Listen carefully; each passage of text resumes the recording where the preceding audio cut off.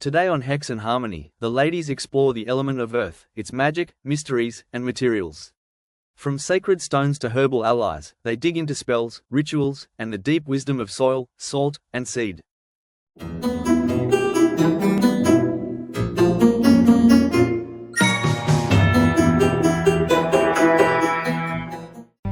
Greetings, everyone. Welcome to Hex and Harmony podcast. This is episode 14, and we are going to start with a series on the elements.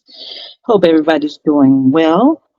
And we are going to start this week with the element of earth. So just to give a little background on earth, the earth element is an element that is representative of stability and grounding and the physical realm. It is associated with life and nature and fertility in the physical body. It is often seen as the mother of living things and is known for being nurturing and supportive and being abundant. And it also represents the cycles of life, death, and rebirth. So would either of you like to add anything to that? I don't have anything because that's everything I would have said. I just I think of dirt when I think of earth and the fecundity and the life force and everything. I guess because my astrological sign is an earth sign, but I don't really align with that, like my core being, which goes into some astrology stuff that I don't really think we want to get into with this series, whatever, but that's my view of earth, and I'm just not an earth person, even though I am an earth person. Hey, well, I guess then I will start with my thoughts about earth. And I'll start with one of my favorite quotes from Phyllis Carrot, who is a high priestess and an author. But in one of her books, she opens it by saying that earth is the gown the goddess wears. So I like that. I know, isn't that pretty? That's nice. That's why I can always remember it, because it was so pretty. But so to me, the earth is much, much more than dirt.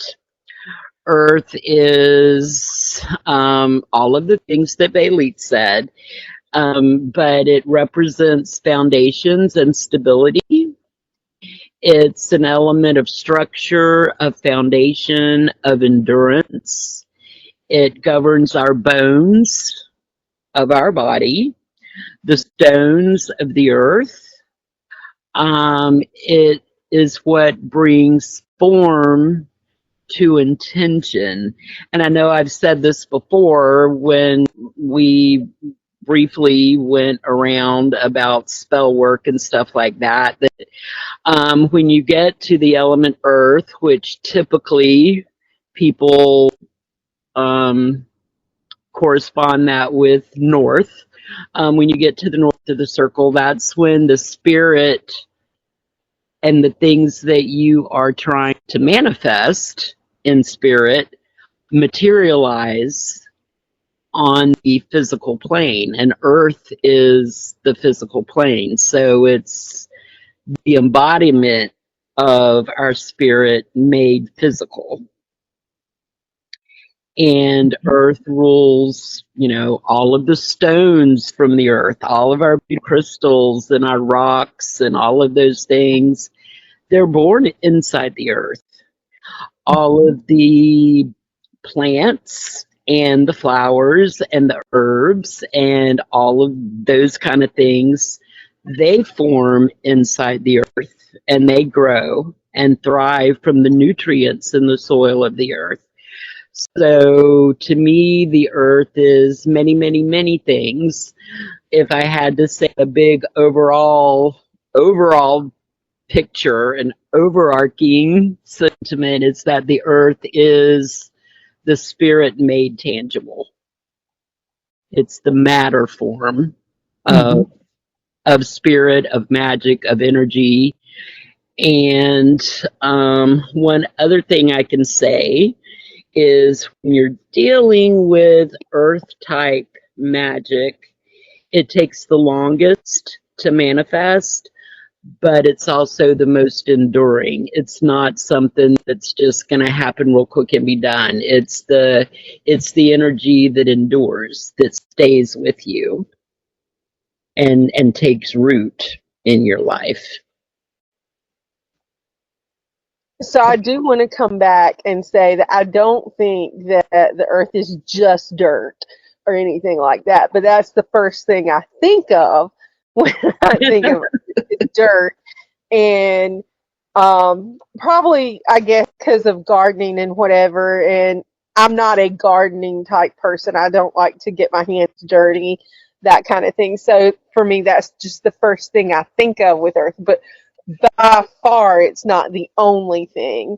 If I did have to sum up the earth in one concept or one thing, I would say probably green goddess type energy. Like, I think of the movie Moana, and when she reawakens, the goddess, I can't think of her name off the top of my head because I'm old and that's what happens when you're old. You forget things that you know, and I'll think of it later. But she goes from being a lava rock to being the green, fertile earth, and all the ferns and all the flowers, and that's what I think of when I think of earth. If I had to put it in one thing, but like dirt does come into that because plants grow out of the dirt and fungi grows out of the dirt, and we are dirt, and every part of us is dirt. So yeah, but earth is much, much more than just dirt. So I don't want anybody to think that that's what I was saying. Yeah, no, we didn't think that at all. Right. But the earth also governs things like fertility. I mean, whenever you start speaking more symbolically and doing magic with the element of earth, it does govern fertility. And, you know, it's a big part of the wheel of the year. The seasons of the earth are what the wheel of the year is really based on, along with the psychic tide of energy that ebbs and flows. But material things like money, prosperity, those things are also earth-centered things.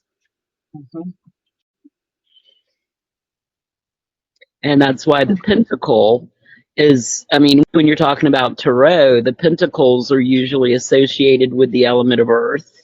Right. Okay. So we have our intro to Earth. So we might have covered this, but are there any other core characteristics of the Earth element anyone wants to touch on? I think we probably covered that. I think we did. Yeah. Okay. So I'll ask this question and I'll start. We have how do you feel that the Earth influences our physical and emotional stability?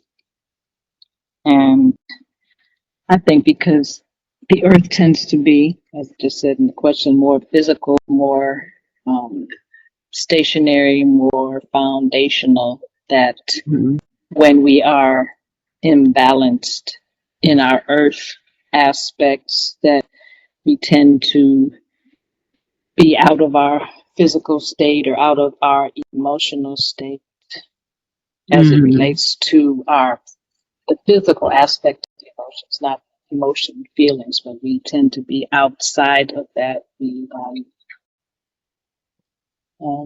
tend to be not connected to our body. You might say, more in the air as opposed to on the ground, in that we are not we're not grounded. We're not in our foundational aspect because we have lost that touch. We have lost that connection. Because to me, Earth is somewhat more in certain aspects. It tends to be more of the 3D, so more of the Earth, or the physical aspect. So the influence that it would have is when we are connected to the Earth, we're more connected to our physical body. We're more connected to being more stable in our thoughts and our expressions, and being practical. And when we are in our earth element, we tend to be taking care of our bodies more so. So we would be getting the proper nutrients and nutrition when we are in alignment with the earth element. So, Michelle?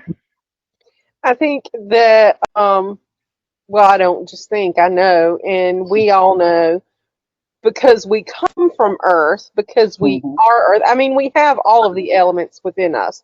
So Right. when I say we come from Earth, I'm not saying we don't come from the other elements either, but because we're made up of Earth, and I mean, we're 70 something percent water, whatever, anyway, but we're also very much Earth because of the physicality. And I think that the Earth is the easiest one of the elements to connect to because of that, especially in our modern society, because no matter where you live, you can somehow touch the Earth in some way. It may just be a little patch of ground, but you can find that just about anywhere. Even if you live in a large city, you can still find patches of earth somewhere. You may not be near a body of water. You may not be able to get outside in fresh air. You may not be around fire a lot, but you can find earth just about anywhere you're at. And even if you're inside, you're still connected to the earth, because if you're touching a floor, that floor is in a building that's touching the earth some way. So we're all, I think that earth is easiest to connect to. And I'm a very anxious person. I deal with anxiety a lot, and it's really easy for me to come back to myself when I connect with the earth, when I go outside, when I get barefoot if I can, but I'm not about to do that in the middle of winter. I'm not a winter person. Even though I was born in winter, I don't like it. I don't like the cold.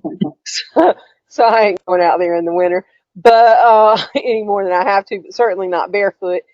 But I like to be barefoot and touch the ground and the grass with my bare feet as much as possible throughout the year when I'm able to, or put my hands on the earth or whatever. And a lot of times I like to start and end my day by giving offerings to the earth, cornmeal offerings or tobacco offerings to the earth, or sometimes my coffee, like I'll pour out a libation of my coffee as an offering to the earth, and that's ways that I connect with it and feel more grounded and more stable to help me get through the day, because I do deal with a lot of high anxiety moments and stress throughout my day. So earth helps me to rein that in. I agree with everything everybody said. I think Philippe made an interesting point about how the earth influences our physical stability by eating raw vegetables. I know that that's a big thing with her. but taking in those nutrients in raw vegetables before they've been leached out by cooking them in all these various different ways. I mean, that is a very potent way that the earth can influence our physical stability. And as for our emotional stability, she took, Bailey took mine then too, because, you know, I was going to say about how when you feel scattered, you know, when you feel like your attention and your focus and your thoughts are just scattered, they're all over the place, they're floating around in the air. If you connect with earth, it will ground you. I mean, we always preach about grounding and centering, but connecting with the earth will ground you when you feel scattered or Yes, it does. anxious or just jittery or whatever it is. If you can go outside and put your feet on the ground, on the earth, or put your hands into the earth, you know, anybody who, if you have potted plants and you're, you know, repotting your plants or just whatever, keep a dirt pile somewhere and go put your hands in the dirt, and it grounds you. You can drain all of that scattered energy and frenetic energy and just all those jitters and all those nerves. You can drain them into the earth, because the earth can take it and renew it, you know, turn it into something solid and useful. It will recycle all of that scattered energy and condense it, recycle it into a good grounding energy and give it to someone who needs it. You know, whether it's the tree growing a foot away or someone else who lives 1,000 miles away, it's going to use that energy over and over again. Right. Which is beautiful in and of itself. It's just another way to really all connected. You know, every living thing is connected, and if people would realize that, they would maybe treat each other a little better.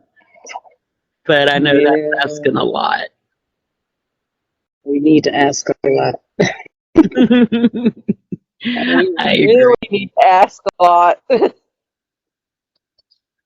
Okay. So do you have any particular rituals or practices that you do to ground yourself? Maybe a little more in depth than what we touched on.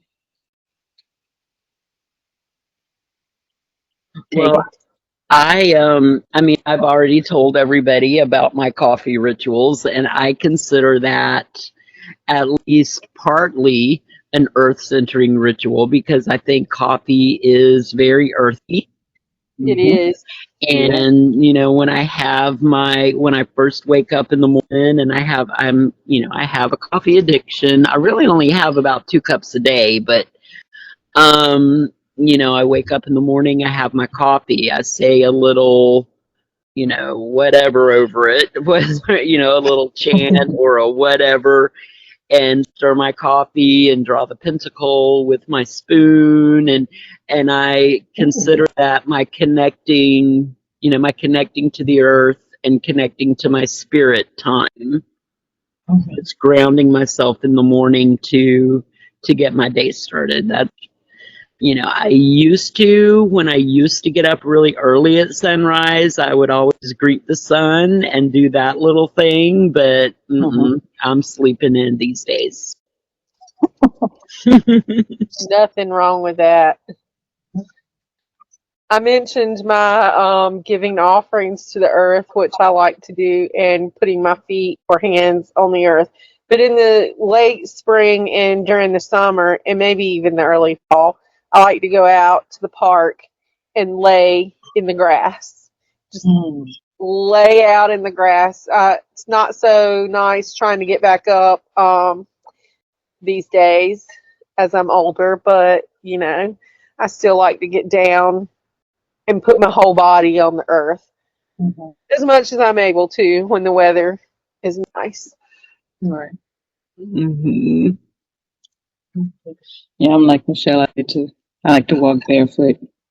So that's the regular things is walking barefoot and going to places where you can touch the soil or touch the beach or something.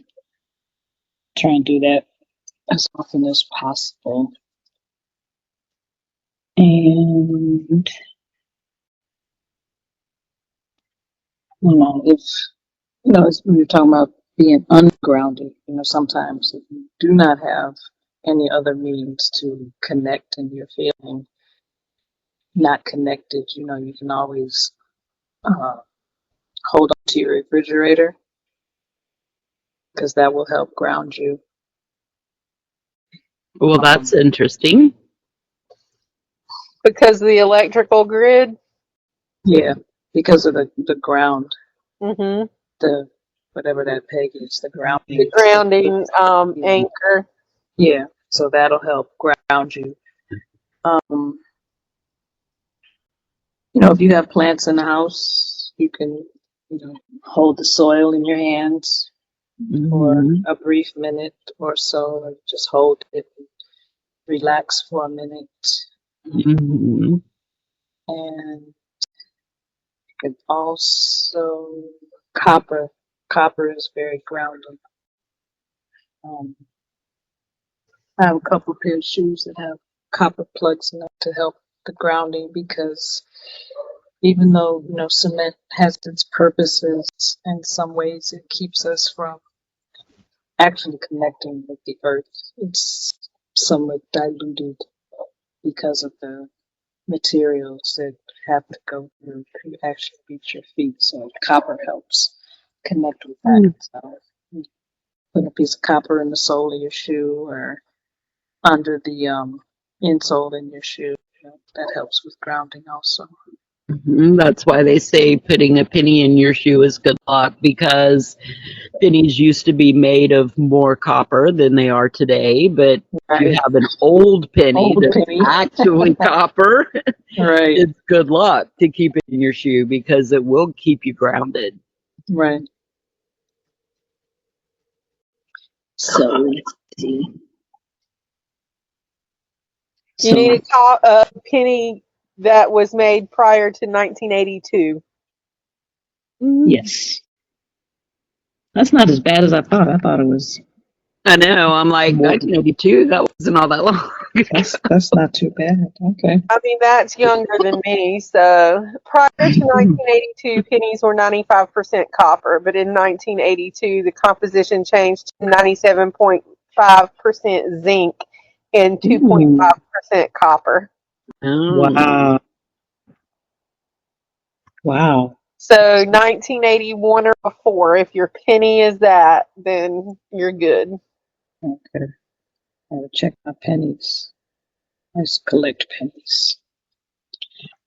But okay, so how do you feel that earth element manifests in our relationships and communities? That's actually a good question. I don't really know how to answer that. I don't either. Because I think so many people aren't consciously connecting with the earth, even though I think it's the easiest element to connect with, that so many people aren't, that there's so much scatter and disconnect within our communities. Mm-hmm. But I think if more people would ground themselves and consciously connect with the earth element, that our communities would transform. Absolutely. And, we were talking earlier, how we have gotten so far away from being just nice and considerate. That's a physical thing that we could actually do. I do my best to, whenever I go out, to compliment at least one person on something, to connect with people some kind of way.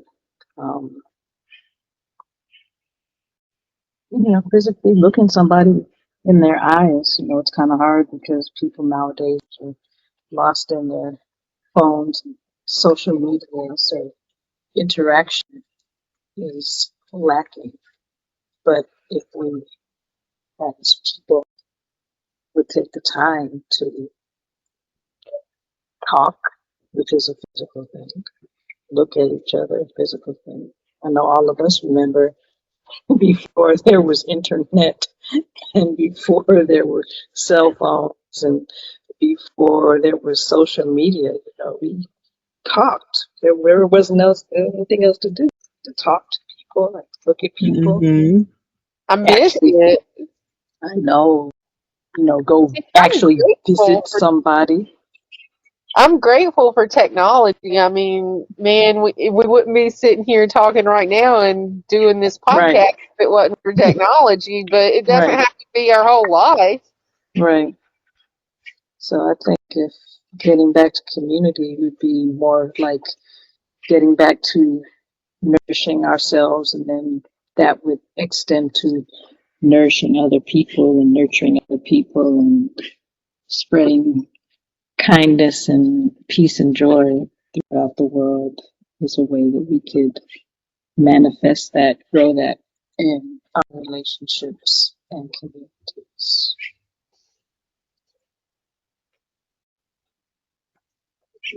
I agree 100%.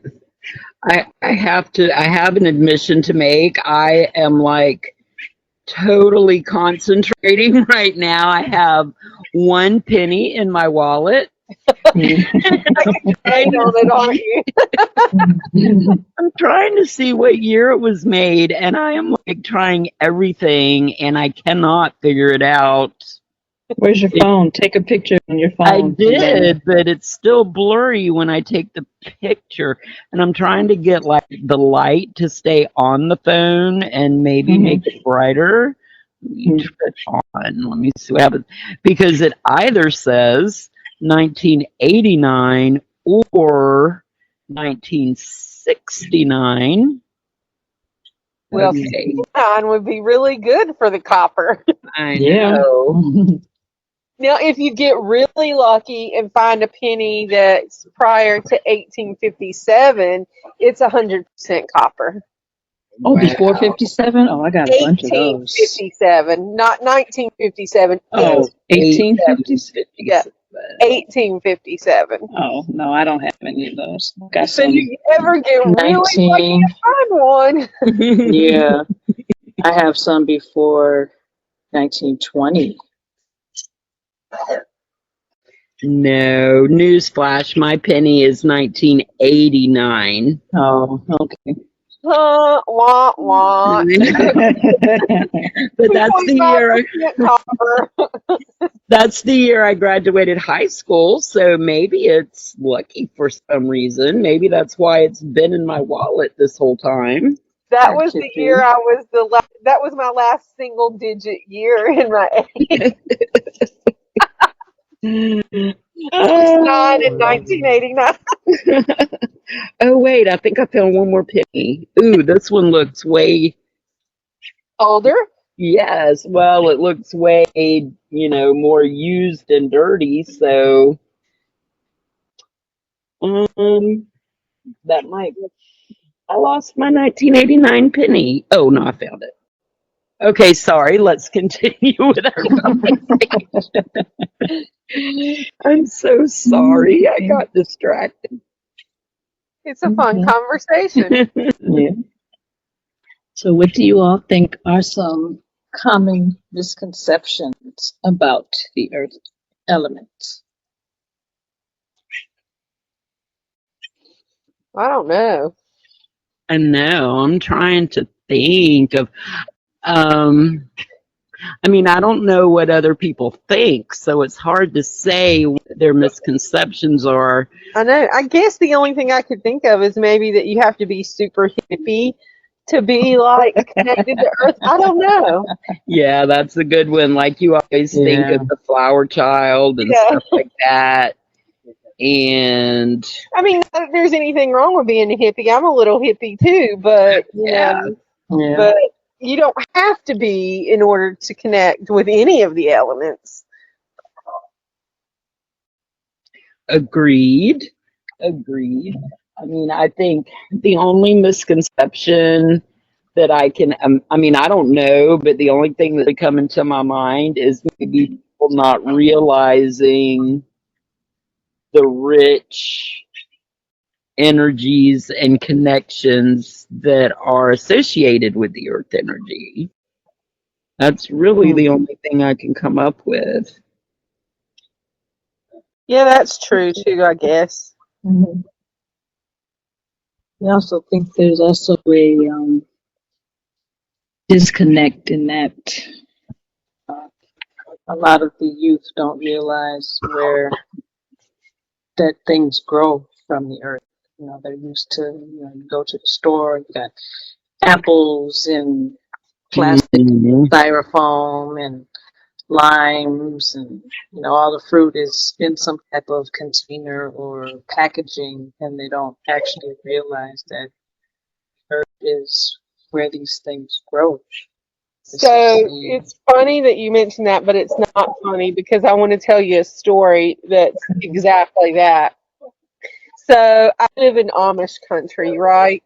And a couple years ago, I had some of my family come up from North Carolina to visit, and they wanted to go to Lancaster County to see the Amish. So we went over there, and we went on a buggy ride tour, and we toured an Amish farm and everything.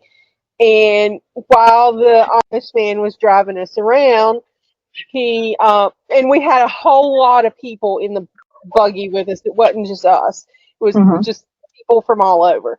And he's talking to us and telling us stuff, and we're going from where we got on the tour to the farm, and it was late summer, and so there were a lot of orchards and a lot of plants growing. There were peach trees, apple trees, there was corn, all kinds of stuff, right? And this one little girl, and she was there, I think, with her parents, and we were going by the cornfield, and the girl asked what that plant was.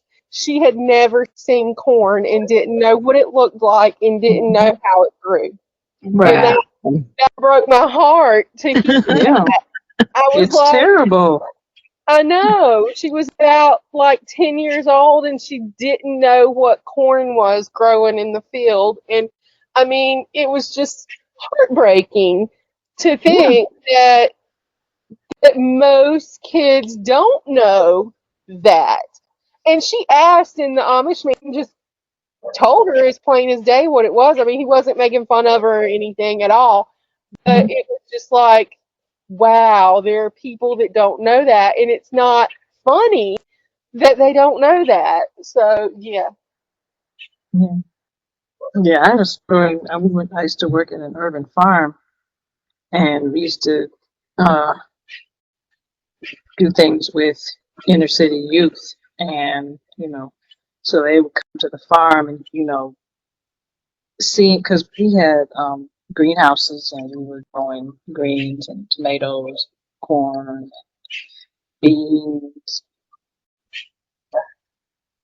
We had pear. There were actually pear trees right outside of our farm, and we would do a tour because we had like maybe 3 acres, 5 acres of land, walking them around, and they would just be totally amazed to actually see fruit on a tree or things growing out of the ground because they had never experienced it. It's just like, wow, how do you not realize, how do you not know that things grow out of They the just think ground? you go to the grocery store and there it is, and have no concept of where it comes from to get to the grocery store. Right. Yeah, I don't even know. I have no words. I mean, you guys have already said it. It's horrible. Everybody should learn. I mean, you see, even in like New York City, where there's like no rural places to go, they have community gardens so that people can grow vegetables and stuff like that. I mean, everybody should everybody should learn. I mean, Yeah. I don't know. I sound like a teacher. I don't know what I sound like tonight, but you know, maybe if everybody took the time to learn how those vegetables and all of our food grows from the earth, maybe they would treat the earth better. You know, I want to treat each other better. I want to treat the earth better. But I can see how not understanding, I mean, that if there are actual people, it's hard for me to fathom. But if there are actual people on this earth who have grown up and don't know how food grows, how crops grow, that don't know what an ear of corn is, they And there really are. they need to And ask. the child is not an anomaly. I guarantee you, she was not the only one. She's just Wow. the only one that was on that tour with us who asked the question. Right. She was the only one young enough and innocent enough to ask. Wow. I mean, that broke my heart. That is sad. I mean, some of my very youngest good memories are working in the garden with my grandparents, you know, planting seeds and picking green beans and, I hated it. I you know, made to do it when I was a kid, and I hated it, and probably why I don't like gardening to this day. well, I mean, if I had been forced to do it, I probably would have hated it. But I followed my grandfather around everywhere he went. So if he went out into the garden, I went out into the garden and, you know, picked the corn off the stalk and picked, you know, the green beans, pulled the potatoes up out of the earth and, you know, so those are good memories. But I respect people who do it and all that. Farmers and my husband with his little garden outside and the things that he grows and whatever. I don't want to do it, and I'm not going to do it. I might help here and there with a few things, but I have mega respect for the people who do it because it is a spiritual practice in and of itself to garden. Mm-hmm. Yeah. And goddess bless the people who do it for a living because without them we would not eat. Yeah. If it Yep. wasn't for the farmers, there would be nothing in the grocery stores. Right. Okay. So, do either of you have any archetypes or gods or goddesses that you deal with as it relates to Earth? Well, Bladouise was made of the flowers. I tend to think of her more as air, but there is a little bit of earthiness to her. But like she's the first one that pops into my head because of the flowers and stuff. But I mean, I'm sure Bridget is also very closely aligned with the earth.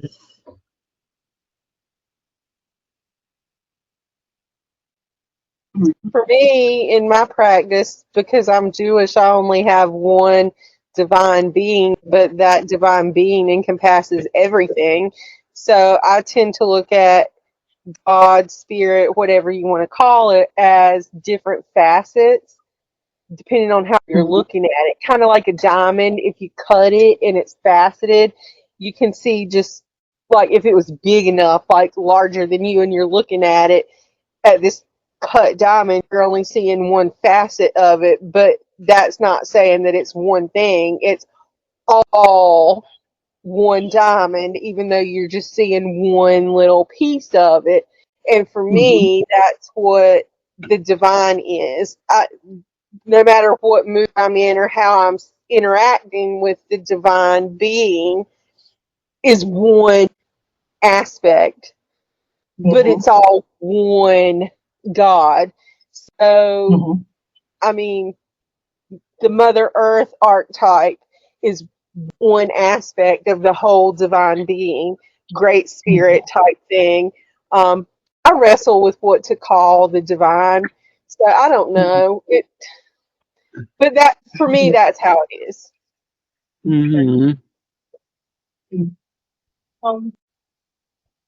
I kind of relate to, that Pachamama and Gaia and spirit animals and things that are mammals and insects and things. So that's what I consider as far as earth beings. Mm-hmm. Mm-hmm. Like when we were talking about the animals, the elephant is a very, very earth-centric Yes, definitely. spirit. And I think there's divine in every being, like every element, every person, every animal, everything. I think we're all divine because we all have a spark of divinity in us that makes us. Mm-hmm. So we're all faces of that one divine spirit. That's how I look at it. Right. Agreed.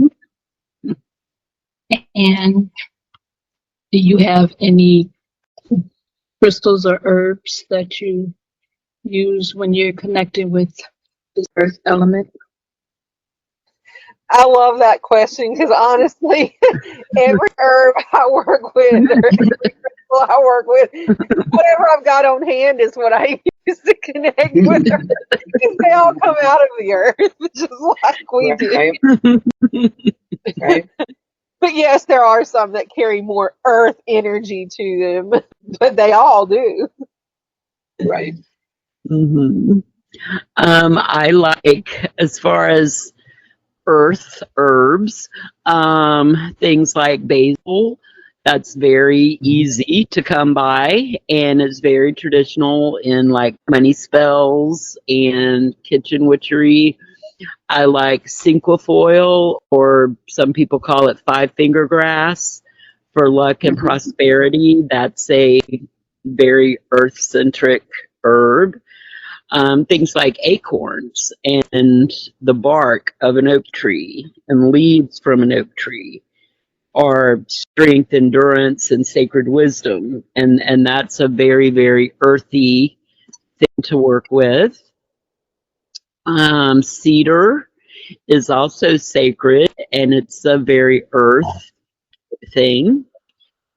And the stones I use for like grounding and for earth type things, I would say pretty much any kind of black stone like obsidian or jet or onyx is very earthy. If you have like a moss agate, that's greenish, but it's also very earthy.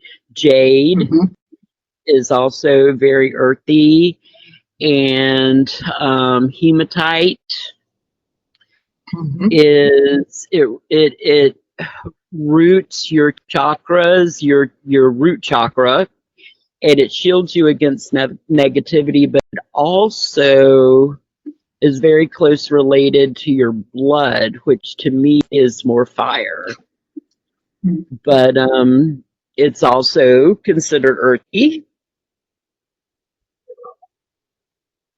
I always have tobacco and cornmeal for earth work. So I always go to those.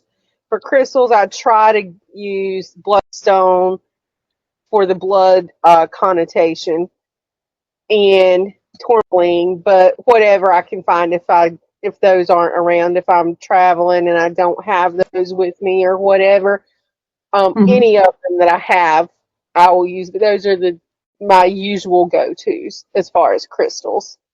Mm-hmm.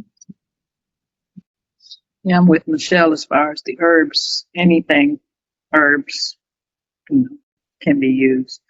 But I do love basil to use, and bay leaves I like to use. And for crystals, I would say probably true citrine, tiger's eye, jaspers, Yeah, those are good.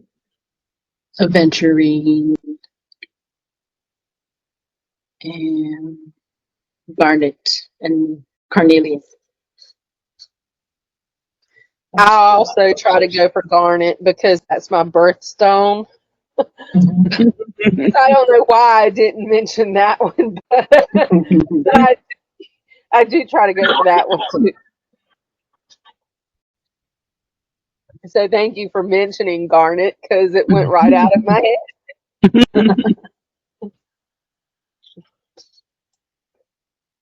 Okay, well, anybody else want to add? Because that's all I had for today.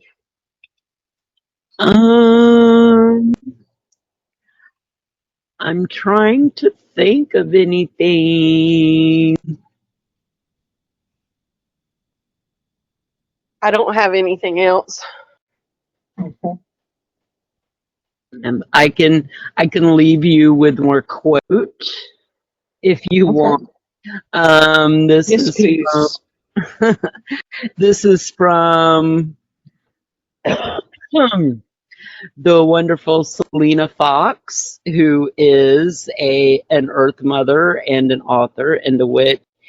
And one of her quotes are to take time every day to shift from immersion in human-centric thinking to eco-experience, and that will connect you more deeply with the earth. That's nice. It definitely will do that. Mhm. Just something to think about as we say farewell for the night. Right. This has been fun. And educational. I feel way more connected to Earth right now than I did before we started. I almost want to run outside and put my hands in the dirt, but not. That would be a miracle for you. Yes, it really would. It's not that I don't do it. I just don't like it. It's not my thing. Yeah, I mean, I do put my hands in the dirt kind of thing and whatever, but not all the time, not often. And then I'm like, okay, now I want to wash my hands. I was never the kind of kid that played in made mud pies or anything with the mud or whatever. No. Yeah, we did. Both of my sisters did, but it was not my thing. Wow. Okay. It's okay.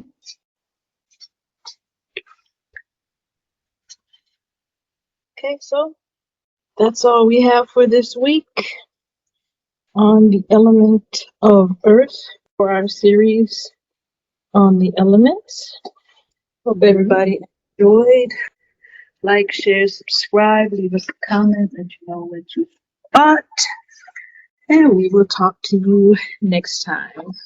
About water. Water. Water. My favorite. Bye, y'all. Bye. Bye.